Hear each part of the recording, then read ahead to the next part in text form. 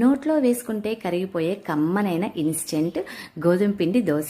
దానికోసం ముందుగా కొంచెం గోధుమ పిండి తీసుకొని దాంట్లో కొంచెం ఉప్పు, వంట సోడా వేసుకొని కొంచెం కొంచెంగా నీళ్లు పోసుకుంటా పిండిని చక్కగా మన దోశ బ్యాటర్ కన్సిస్టెన్సీ వచ్చే వరకు కలుపుకొని ఒక 10 నిమిషాలు పక్కన పెట్టుకోవాలి.